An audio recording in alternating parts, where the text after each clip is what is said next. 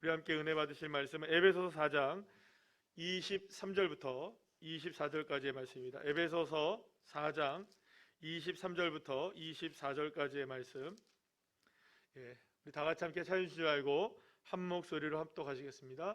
오직 너희의 심령이 새롭게 되어 하나님을 따라 의와 진리의 거룩함으로 지으심을 받은 새 사람을 입으라. 아멘. 할렐루야. 우리 함께 오늘 말씀을 가지고 성화 네 번째 시간으로 우리 제목을 함께 다 같이 읽어보겠습니다. 시작. 거룩하게 된다는 것의 의미. 우리가 성화를 계속 함께 배우고 있는데요. 네 번째 시간으로 함께 은혜를 나누겠습니다.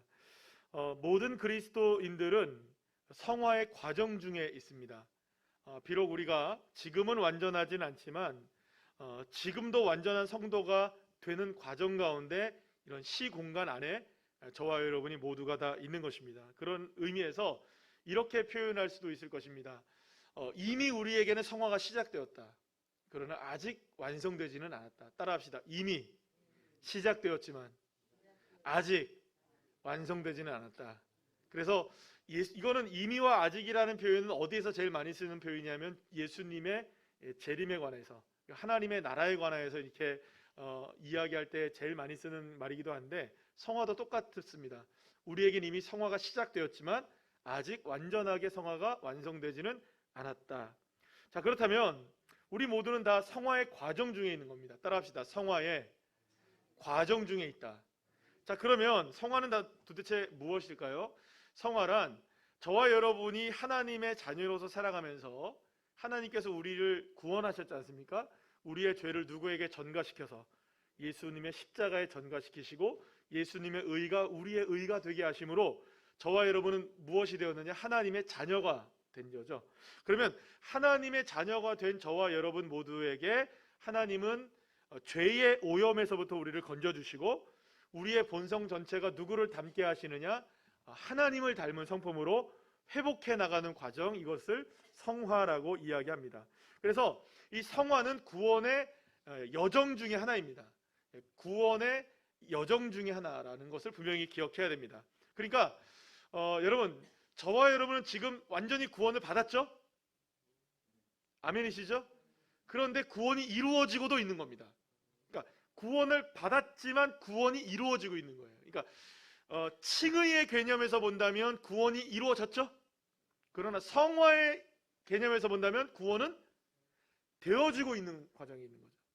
이거 다른 말이 아닙니다. 그러니까 성화냐 칭이냐 성화에 따라서 이 구원에 관계된 설명이 조금 달라지는 방식이라고 보면 되겠습니다. 그렇기 때문에 여러분, 저와 여러분을 향해서 하나님이 궁극적으로 원하시는 게 뭐냐? 우리를 왜 구원하시느냐? 창조의 본래의 목적으로 회복되게 하시기를 원하신다는 거죠. 그래서 궁극적으로 주님께서 우리를 구원하시는 이유는 뭐냐? 하나님의 형상을 회복하게 하시는 겁니다. 그래서 무엇보다 이 성화는 우리의 전 인격을 통해서 일어나게 되는 겁니다. 그래서 성화가 일어나기 시작하면 지식이 우리가 새로워지게 되고 우리의 감정도 새로워지게 되고 우리의 의지에도 영향을 미치게 됩니다. 그래서 전인격적으로 영혼뿐만 아니라 모든 육체까지도 영향을 받게 되는 게 이 성화의 과정이라고 볼 수가 있습니다. 그래서 성화에는 굉장히 중요한 구원의 여정이라고 보면 되는 겁니다. 자, 오늘 본문 말씀 우리 다시 한번 읽어볼까요? 시작. 오직 너희의 심령이 새롭게 되어 하나님을 따라 의와 진리의 거룩함으로 지으심을 받은 새 사람을 입으라. 할렐루야. 여러분, 우리는 새 사람을 입는 겁니다. 어떤 새 사람이냐? 창조 때에 하나님의 형상에 따라서 만들어진 그 사람의 모습을 새롭게 우리가 입는다는 것입니다. 타락했지만 타락하면서 잃어버렸던 거룩함을 우리가 주 예수 그리스도의 십자가의 은혜로 통하여서 회복되게 된 것이죠. 그래서 하나님이 우리의 형상을 회복하는 과정, 이것을 우리가 성화라고 말하는 겁니다. 그래서 웨스트민스터 소유리 문답 제35부는 이렇게 말하는데요. 성화, 거룩하게 하심이란 무엇입니까? 답을 한번 읽어볼까요? 시작. 성화는 하나님께서 값없이 주시는 은혜의 사역으로서 우리가 하나님의 형상을 따라 전인이 새로워지는 것이며 점점 더 죄에 대해서는 죽고 의에 대해서는 사는 것입니다. 성화란 결국에는 하나님께서 인도하신 참된 삶으로 우리가 살아가도록 주님이 인도해 가시는 하나님의 전적인 은혜의 사역 중에 하나인 것입니다. 하지만 이러한 성화에 대한 오해가 우리가 있어요. 뭐냐 하면 성화는 여러분 단순하게 성품 좋은 사람, 성격 개조되는 게 아닙니다. 좋은 사람, 착한 사람으로 변화되어지는 과정만을 이야기하는 게 아닙니다. 또는 도덕적이고 윤리적인 사람으로 변화되는 것만을 말하는 것도 아닙니다. 물론 여러분 성화의 과정에는 이게 다 포함이 되어 있죠. 도덕적이고 윤리적이고 착하고 좋은 사람으로 변화되는 것 다 포함이 되어 있습니다만 그게 목적은 아닌 거예요. 하나님의 성품을 담느냐 아니냐.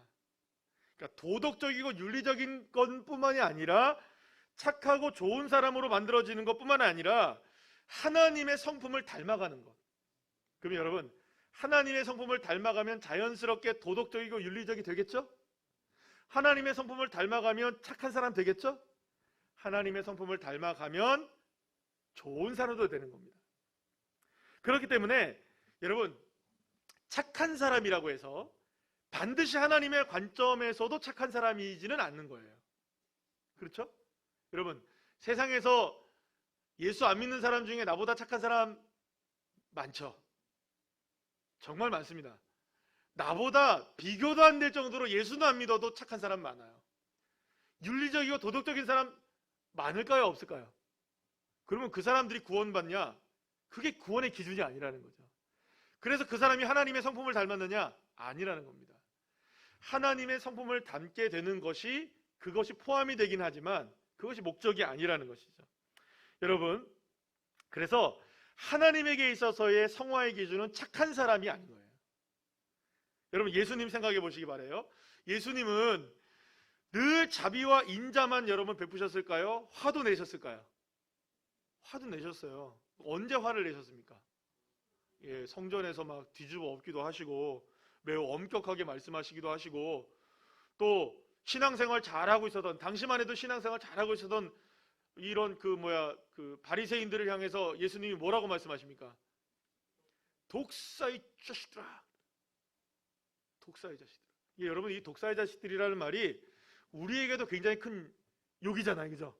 그런데 당시에 이 말은요. 굉장히 엄청난 욕이었습니다. 그러니까 예수님이 이런 걸 얘기하시면 안 되는 분이신데도 그렇게 욕을 하셨다는 거예요. 그러면 여러분 보시면 예수님은 이것만 보면 착하지 않잖아요. 그죠?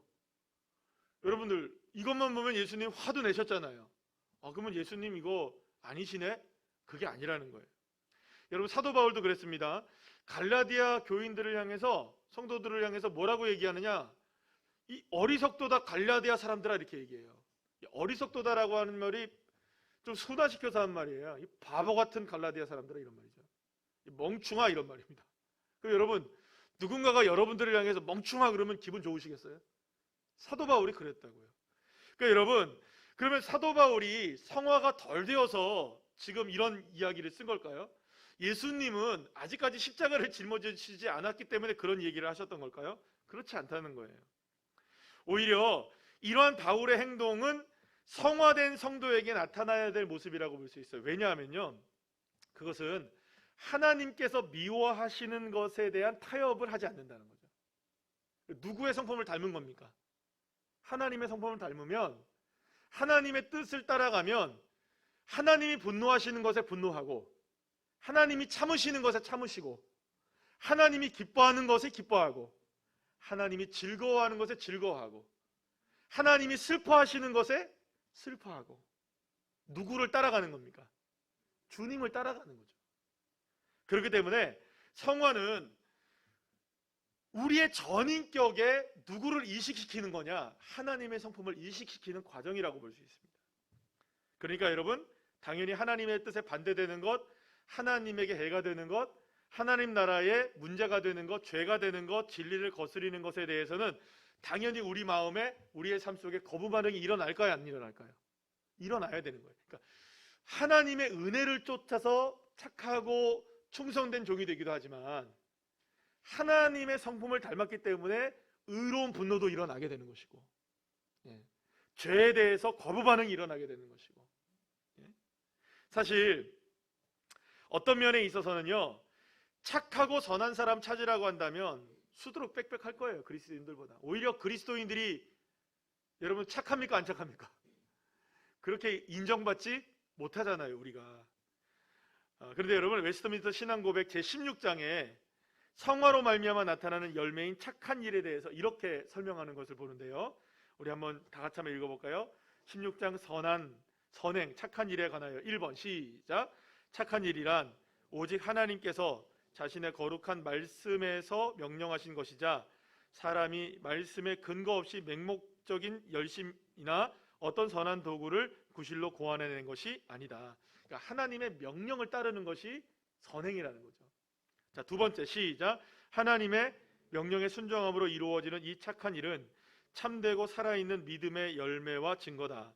믿는 사람들은 이 착한 일을 통해 자기들의 감사를 나타내고 확신을 굳게 하고 형제의 덕을 세우고 복음의 고백을 돋보이게 하고 대적들의 입을 막고 하나님께 영광을 돌리니 그들은 하나님께서 창조하신 바요 그리스도께서 예수 안에서 착한 일을 위해 지음받아 거룩함의 열매를 맺어 마침내 영원한 생명을 얻게 하려는 것이다.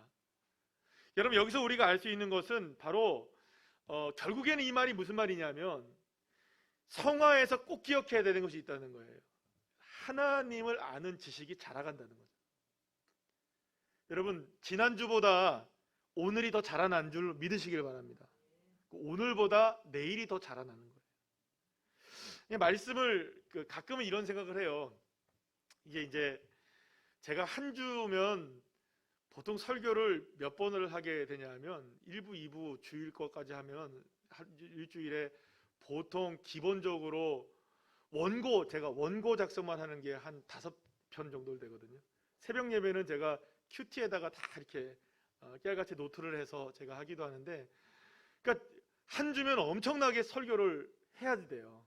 거기다가 뭐 성경 공부 같이 함께 해야죠. 뭐 또 이것 해야죠, 저것 해야죠 하면은 일주일에 대략 한 10편 정도의 설교를 하는 것 같아요. 그런데 예전에는 그렇게 생각이 됐어요. 하나님, 우리 교회도 빨리 부흥해서 우리 부목사님도 오셔서 좀 설교 좀 나눠서 하면 좋겠네요. 솔직히 그런 날이 오게 될 줄 믿습니다. 빨리 이제 그런 날이 오게 될 줄 믿어요. 근데 그렇게 생각을 하다가도 하나님 감사합니다 그럽니다. 하나님 은혜입니다. 아주 그냥 말씀에 그냥 어떻게 합니까? 하나님이 그냥 붙잡아 놓으시는 거예요. 월요일부터 전혀 진짜 솔직히 말해서 어떠냐면요, 오늘 이제 좀 있으면 이제 여러분 오후 예배가 끝나면 저 free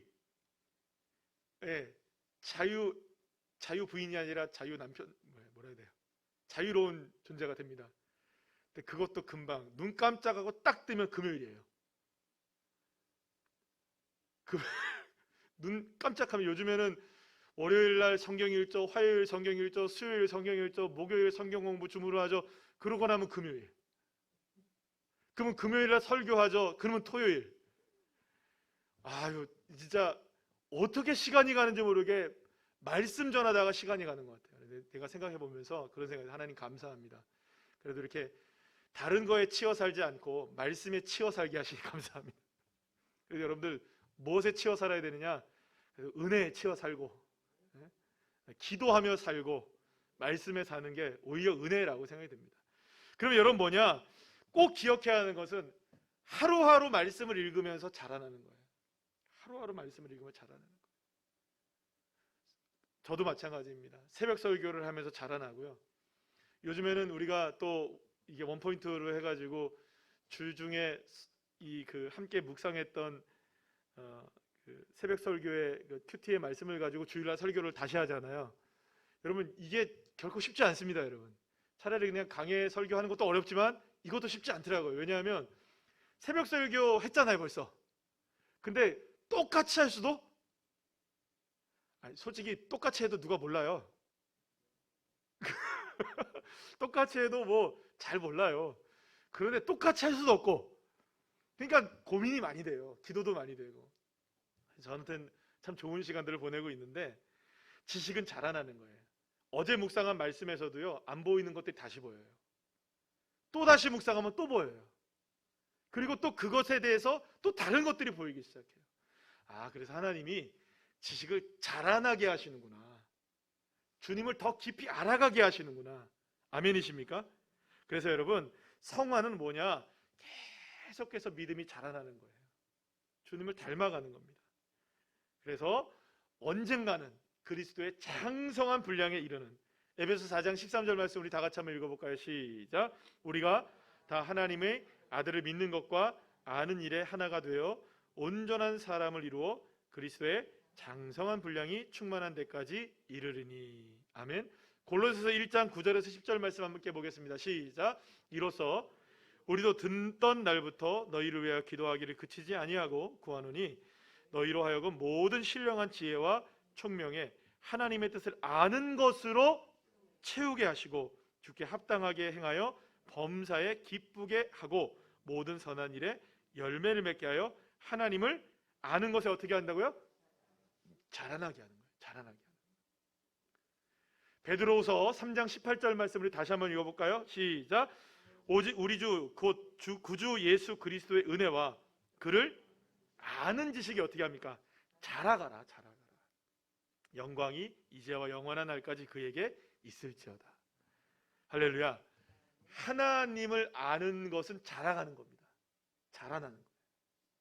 안 자라는 것 같지만 자라나는 겁니다, 여러분. 그래서 여러분, 만약 어떤 일을 통해 하나님의 은혜를 더 깊이 알게 되었어요. 우리는 어떤 일을 통해서도 하나님의 은혜를 알게 돼요. 예를 들어서 그것이 때로는 아픔일 수도 있잖아요. 때로는 많은 고통일 수도 있습니다. 그러나 놀라운 것은 만약에 그 고통과 아픔을 통하여서 하나님의 은혜를 알게 되었다.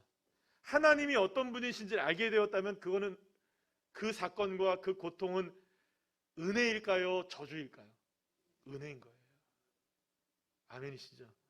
제가 요즘에 참 감사한 것들이 많아요. 교회를 이렇게 이제 우리 성도들을 이렇게 진행하다 보면은 우리 성도님들의 삶이 정말 어떠냐면요, 때로는요 위태합니다. 그러니까 삶이 위태로운 게 아니라 어떠한 일들이 갑자기 터지고 어떤 일들이 갑자기 터지면 이게 위태한 일들이 한두 가지가 아니에요. 그런데 놀라운 것은 여러분, 우리 권사님 한 분이 그런 얘기를 하시더라고요. 어떤 일이 벌어지지 않는 것이 은혜일 수 있지만, 그죠? 좋은 일이 많아지는 게 은혜일 수 있죠? 기쁜 일이 많아지는 것도 은혜일 수 있지만, 정말로 어려운 상황 속에서도 피할 길을 열어주시고, 환난 속에서도 그것으로 인하여 불이 우리를 타지 못하게 하시고, 물이 우리를 침몰하지 못하게 하신다면, 그게 진짜 은혜가 아닌가. 그래서 여러분, 때로는 질병에 걸리기도 해요. 그러나 주님이 고쳐주시더라고요. 사고가 나기도 해요. 그러나 죽지 않게 하시더라고요. 코로나 주변에 걸리더라고요. 접촉했더라고요. 그런데 확진이 안 되더라고요. 여러분, 진짜 그게 은혜예요. 하나님이 지켜주시는 은혜. 환난 중에서도 피할 길을 열어주시고 이 일을 통하여 기쁨으로 나가게 하시는, 그 일들이 없어도 좋은 일이겠죠. 없으면 더 좋을지 몰라도 있어도 감사가 되니까 얼마나 감사해요. 그래서 우리는 자라나는 겁니다. 어떤 일이 만약에 저와 여러분에게 아픔을 가져다 주어도 이 일을 통하여 주님의 은혜를 깊이 깨달았다면, 하나님을 알게 되었다면 우리를 자라게 한 하나님의 은혜인 거예요. 그래서 우리는 감사할 수 있는 거예요. 어떤 사건이, 어떤 일이, 어떤 무엇이 우리를 벼랑 끝에 내몰라도 그게 감사인 겁니다. 왜냐하면 여러분, 그곳에서 누구의 손길을 경험하니까 거기서도 주님의 손이 우리를 붙잡아 주시니까요. 그렇기 때문에 어떤 형편과 사정에서도 원망과 불평보다 저와 여러분의 감사와 찬송이 흘러 넘쳐야 돼요. 그러면 이기는 겁니다. 그러면 성화되어져 나가는 거예요. 왜냐하면 이 일로 하나님의 은혜를 더 깊이 알게 되기 때문입니다. 그래서 사랑하는 여러분, 저와 여러분은 지금 더 자라나고 있습니다. 더 그리스도의 장성한 분량에까지 이르러야 합니다. 어떠한 상황에서도 주님을 더 알아가는 깊이 있는 믿음의 사람들이 되기를 축복하면서 한 주간도 하루하루 주님과 동행하여 승리하는 주의 자녀들 한 분 한 분들 다 되시기를 간절히 축원합니다.